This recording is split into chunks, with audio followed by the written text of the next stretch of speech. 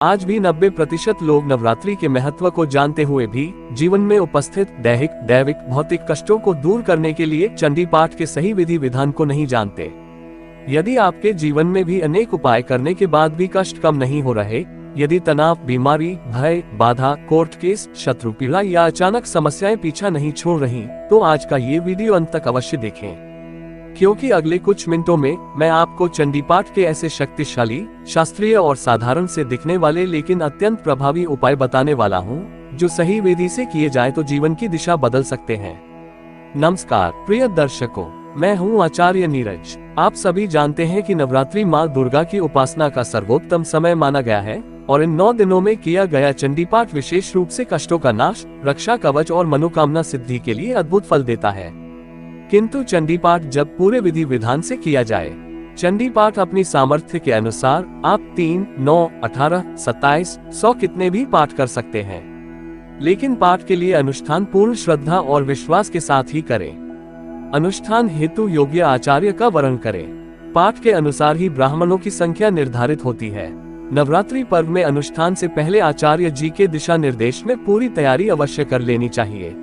नवरात्रि के प्रथम दिन पूर्ण शुद्धता के साथ यज्ञ मंडप में उपस्थित होकर सबसे पहले आचमन, पवित्रीकरण, आसन शुद्धि, दिग्रक्षण, अखंड दीप पूजन आदि कर स्वस्ति वाचन का पाठ करें। फिर जिस उद्देश्य से अनुष्ठान किया जा रहा है उसके लिए संकल्प करें। संकल्प का सही उच्चारण होना परम आवश्यक होता है। संकल्प पात्र में जौ, तिल, कुशा, जल, दक्षिणा, सुपारी रखकर ही संकल्प लेना चाहिए। संकल्प में नाम, गोत्र, स्थान और उद्देश्य पूर्ण स्पष्टता से बोले।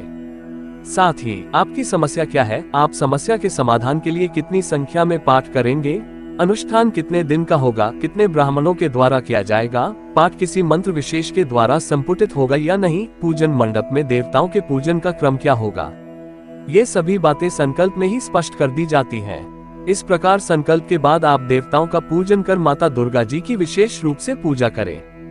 फिर भाव से माता को चंडी पाठ सुनाएं। अंत में प्रतिदिन आरती अवश्य करें। यज्ञ के समापन दिवस पर आपने जितनी संख्या में पाठ किए हैं उनका दशांश हवन भी अवश्य करें।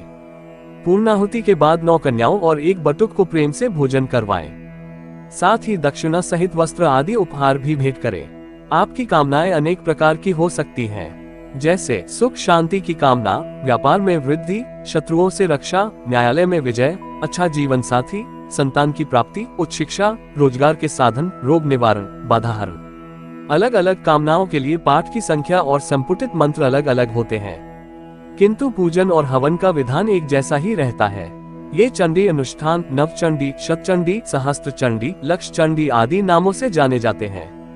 अनुष्ठान का उद्देश्य अपने आचार्य को स्पष्टता से बताएं। उद्देश्य के आधार पर ही अनुष्ठान निश्चित किया जाता है और तभी पूरा फल भी प्राप्त होता है।